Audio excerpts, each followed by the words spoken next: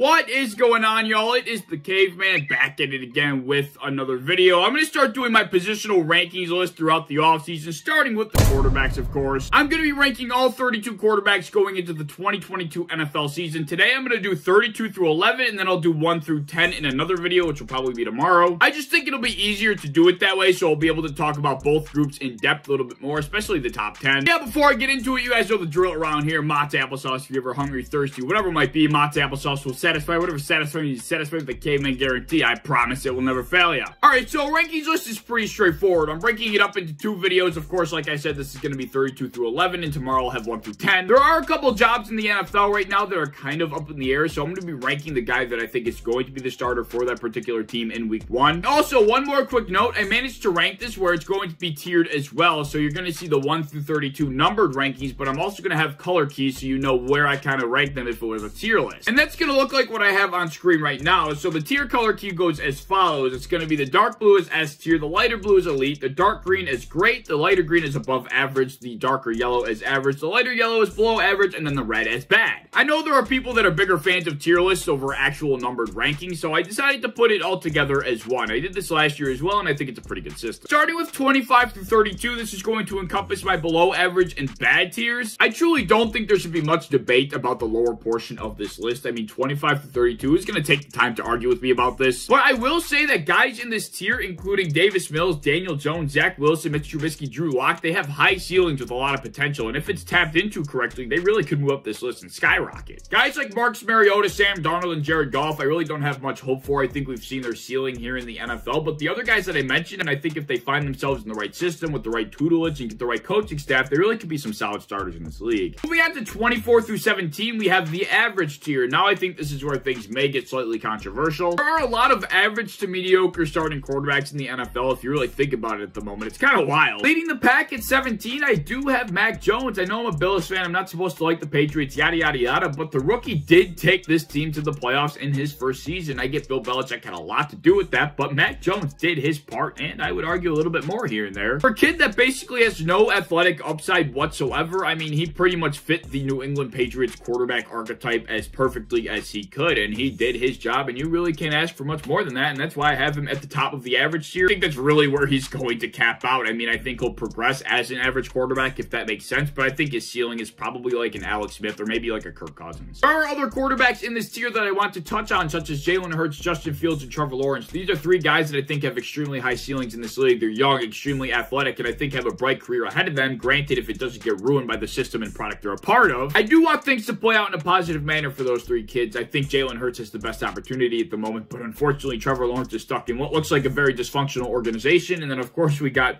poor Justin Fields, who's got no help around him whatsoever, even after an entire front office change, an entire coaching staff change. I still don't have very much hope for the Bears franchise right now, and I just mourn for Justin Fields. I pray he survives back there. The other 3 guys in this tier that I lump together include the Jimmy Garoppolo / Trey Lance duo. I don't think either of them move the needle more than the other for the 49ers. Then, of course, Carson Wentz and Tua Tagovailoa. Carson Wentz specifically, I really don't think we're going to be getting much more out of. I think we saw his better years a couple years back with the Eagles. I mean, he was in the easiest situation in all football in Indianapolis, and he still screwed that up. So I think his talent is capped out. We won't be seeing much different of a version in Washington than we did over in Indianapolis. Then for Jimmy Garoppolo / Trey Lance, I mean, I am not a fan of Jimmy G. I think he's probably the most pedestrian quarterback in the entire NFL, but in the right system, he does get the job done when he has to. I have to give him credit for that. And then, of course, there's Trey Lance, and based on some stuff I've been reading, whether or not it's true, it's still been leaked out there by some 49ers news outlets, and it sounds like he's not impressing really anybody over there in 49er land. So, I mean, how much better than Jimmy G could he actually be? So they're absolutely average as a duo. And then we have Tua. I know a lot of people over in Miami Dolphin land specifically think that Tua has this tremendously high ceiling. He's going to be their franchise quarterback, yada, yada, yada. I do give Tua a lot of credit for the person he is. I mean, the Miami Dolphins franchise has made it obvious time and time again that they really have not wanted him, and they've been looking for other options over the last couple of years to replace him. But he just kind of stuck through it and kept his mouth shut, and now he's a starter, so I really got to give him credit for that. But as far as being a football player goes, I don't think we're going to be getting that much more than what we've already seen from him. This year in 2022, I would not be shocked if statistically Tua had a top 15, maybe even top 10 quarterback season because of the weapons he has around him. Still, he individually does something to make me think that he actually has a higher ceiling than what I'm giving him credit for. This is where I think he lies. And then lastly, who I didn't touch on was Jameis Winston, and I really don't know how to feel about Jameis Winston. Like, I have all the hope in the world for him. I want him to be so successful. Like, I think he has the talent to be like a top 10, top 5 even quarterback in the NFL. Like, that's how talented this kid is. You just never know what kind of Jameis Winston you're going to be getting, but if you get the first portion of last season Jameis Winston and you get that consistently, this kid's going to be dangerous. He can easily move up this list. And the last two tiers I'm going to cover in this video being 16 through 11, we have a portion of the great tier and the above average tier. I was this close to putting Kirk Cousins in the average tier, but I just tried to stay grounded. I have a tremendous bias against Kirk Cousins. I don't think he's good. I think guys like Mac Jones could do what Kirk Cousins does just as well as Kirk Cousins does it. But that's a whole conversation for a different day. That's why I have Kirk Cousins on the tail end of the above average tier, just bordering top 16 talent in this league. The other two guys in this tier include Ryan Tannehill and Matt Ryan. I think Ryan Tannehill deserves a little bit more credit than what he's given. The offense was as injury riddled as it got, and I mean Ryan Tannehill, although it wasn't all on his shoulders, still was able to do enough to get that team to being the #1 seed in the AFC, and he had Nicky Ikiti Westbrook as his top receiver for a number of games. But I do think we've seen the ceiling of Ryan Tannehill, and he's not got much left to offer. For Matt Ryan, we've been seeing a little bit of a downswing for Matt Ryan, but that's because of the situation he was in. He was with the Atlanta Falcons behind one of the worst, if not the worst offensive line in football, and he didn't have Calvin Ridley for pretty much 95% of the season last year. So I do think Matt Ryan is still an extremely smart quarterback that can still process the game at a high level, therefore he can still play the game at a high level. He just is getting a little bit old. He's like 37 years of age. Now with the Indianapolis Colts, I think he'll have an opportunity to really bounce back. I wouldn't be shocked if I saw him in the great tier by the end of the season. And then let's move into the great tier itself. This is only a portion of the great tier, mind you. Dak Prescott and Lamar Jackson, who a lot of people probably do have in their top 10, but I'm just not seeing it, man. Dak had a great season statistically, but the way he ended the postseason will never get out of my mind. That was such a tremendous collapse by the Cowboys offense. It will just never leave my mind. And it's on Dak Prescott, however you want to put it. Similar to a lot of other quarterbacks I mentioned on this list, I think we've seen the best of Dak Prescott. I don't think he's got much left to offer. What we've seen from him in the past is probably his ceiling. Then we have guys like Lamar and Kyler, who both have extremely high ceilings in this league. They dealt with injury-riddled seasons last year themselves. And if they're able to stay on the field in 2022, I do think they'll have a very solid case to be cracking the top 10, but they just did not put the product on the field because of injury. That's, of course, not their fault, but I do need to see the production along with the talent to be putting players inside the top 10 for any position, so that's why they're right on the outside. Also, I do want to say something real quick. Lamar Jackson being deemed a bad passer will not fly in my airwaves anymore. Lamar Jackson, even though he threw a lot of interceptions and was injured a lot last year, didn't have a great season, still showed a lot of maturity in the passing game, at least in my personal opinion. He made a lot of incredible throws, constantly looking to throw first instead of tucking the ball and running. And it's not something that Lamar Jackson was doing before. Games like that Colts vs. Ravens Monday Night Football game earlier in the 2021 season, I mean, the Ravens came back from a pretty large deficit, and that was on the arm of Lamar. It took a very large collapse by the Colts for it to actually be completed, but Lamar did his part in that game, and it wasn't with his legs. That's a conversation for another day. That is my 32 through 11 quarterback rankings. Like I said, I will be doing my 1 through 10 tomorrow. I'll put the complete 32 through 11 list up on screen right here. Let me know what you think. Who should be moved up? Who should be moved down? I want to know all your thoughts down in the comment section below. As always, if you enjoyed, please like, subscribe, all that fun stuff. If you want to hit the bell to be notified when I upload, I would appreciate that. You want to go over to Twitter, follow me over there. I would appreciate that as well. I have a TikTok down in my description that I think you should check out. Be sure you're tuning in tomorrow for 1 through 10, and I hope to see you then.